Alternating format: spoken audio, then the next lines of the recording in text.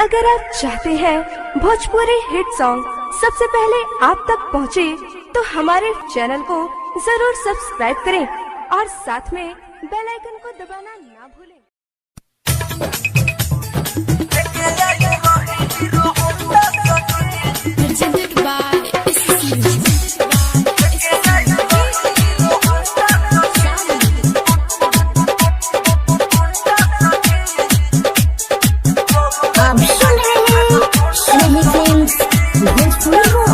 सखिया बेरी छठी घाटे ले रही दौरा हो माथे, ले रही दौरा हो माथे।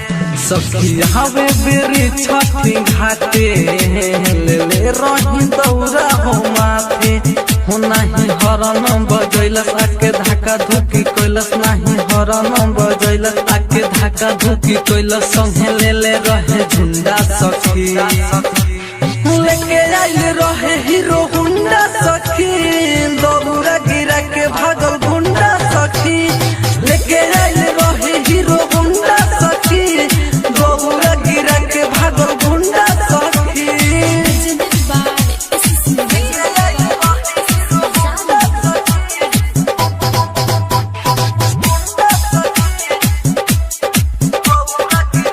भोजपुरी की शानदार प्रस्तुति। उहे तले के भागल रहे दिल हो, एही से आ गइल दया के फील हो। छठी माइयों के माफ कर दीहा, हवे दीवाना हमर मन जिल हो, हवे दीवाना हमर मैसा करला। उहे तले के भागल रहे दिल हो, एही से आ गइल दया के फील हो। छठी माइयों के माफ कर दीहा, हवे दीवाना हमर मन जिल हो, जिल हो। सॉरी कहले रहे सखी हंस के, कहे दिलावा में रहे धस के। बाकी बाटे मुछा मुंडा सखी, लेके आइल रहे हीरो होंडा सखी। दौरा गिरा के भागल गुंडा सखी, लेके आइल रहे हीरो होंडा सखी। दौरा गिरा के भागल गुंडा सखी।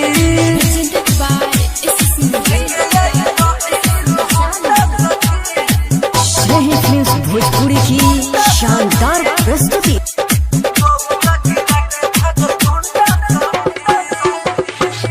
दाया को दिन है छठे माई, उनके से हम हूँ शादी रचाइब।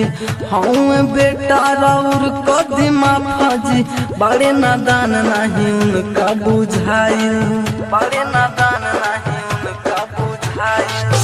कदीना दाया है छठे माई, उनके से हम हूँ शादी रचाइब। हम बेटा राउर कदीमा फजी, बड़े नादान नहीं उनका बुझाई, उनका बुझाई। माई कहे पवन अभिषेक हो, कर जोरी के बतिया विशेष हो।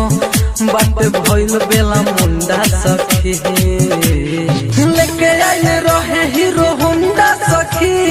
दौरा गिरा के भागल गुंडा